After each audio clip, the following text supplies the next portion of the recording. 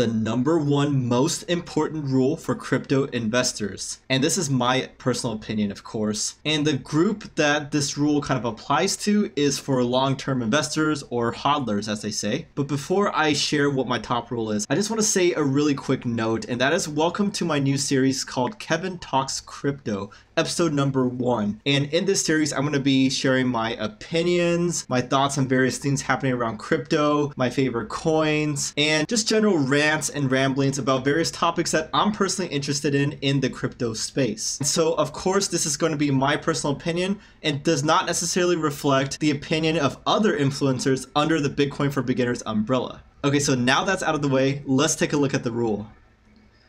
So my rule is actually very simple and common. Don't FOMO buy, or on the flip side, panic sell. Before you say that's obvious, right, Kevin? Wait a second. So many people still succumb to this, even veteran investors. I know many veteran investors in the crypto space that still get caught in FOMO. It's human nature, right? In this really volatile crypto space, we all want to be millionaires yesterday, like the people we hear about all the time. Strike it big, buy a bunch of Lambos and mansions, etc. It's really hard to fight this urge. So in this video, I'm going to cover 3 things for you. 1, how to tell when you're in FOMO territory. 2, some tips to fight the urge. And 3, my specific personal experiences to kind of all tie this together. So all this info coming right up.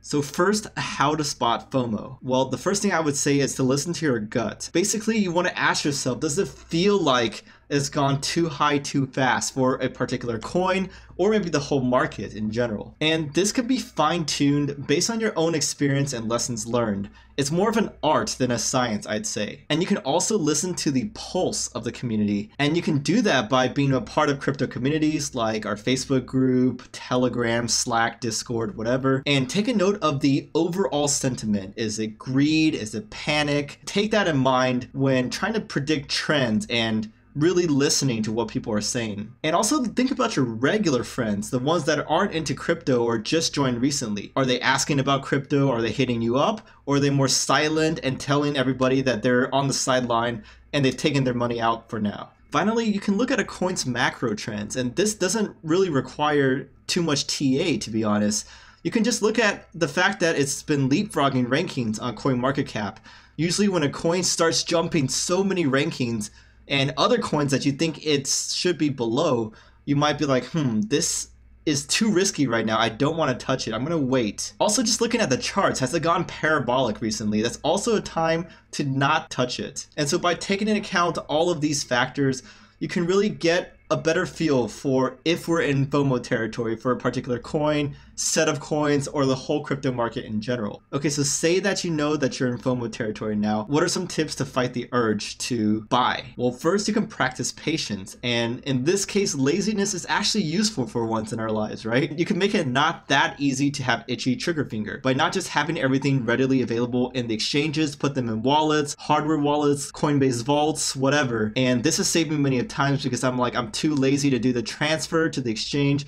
So I'm just not going to buy this right now, or panic sell as well. You also need to really understand that what goes up generally does come back down. Think from a long-term perspective, not a short-term perspective. Once again, I did say that this video is for long-term investors like me or hodlers, not necessarily swing traders. If that's what you are, these tips may not be for you. And you might have to wait longer than just a few days to get a favorable entry point. It might be weeks or even months before a big correction comes down and you hit your previous buy target. Also, a very important point to know is that you can't catch them all, right? So even if you miss a coin and all the profits, it's already gone to the moon per se, there's still plenty of other coins out there to be discovered and potentially for you to get similar gains on. Finally, just do thorough research and be confident about it, so that you can feel more comfortable with your decision to either wait and not FOMO buy or even panic sell. Okay, so story time. And I'm gonna show you some experiences of mine for some concrete proof that my tips I share with you would have helped me as well in those scenarios. The first case study is gonna be on NANO or Ray-Blocks. And I heard about it way back in December in this first red circle. And I was like, it feels a little bit high already because it's gone up like 5x or whatever. And so I kept my eye on it and it started really rocketing. You could have said like, well, Kevin, if you bought it back then you would still be in profit right now, which is true, but I would have likely gotten greedy and kept on buying on the way up. And so my average cost basis, I would have bet myself, would be way higher than the price that I got by waiting. And so I waited, and many things happened. The bear market happened, an exchange fiasco and whatnot, and I finally got in on the second red dot on a favorable cost basis. And so I'm really proud of myself for being patient and practicing what I preach. Case study number 2 on NEO. This is an opposite thing in where I panic sold. I bought it in the first red circle, went way high, way fast, really happy, and then the China FUD happened, and I freaking panic sold, to be honest. Wasn't really proud of that. I should have just held tight, sat a little bit tighter, and trust in my analysis of NEO, formerly Answers, when I bought it, because now it's gone up way higher, and whatever I used the USDT I got from NEO to buy afterwards definitely did not go up as much compared to the percentage gains that NEO was at then to now. So this is a two-part case study. First Litecoin, second Ethereum, and they're both tied together. That's why I included them in this one slide. And so for Litecoin, this was one of my very first crypto coins that I bought,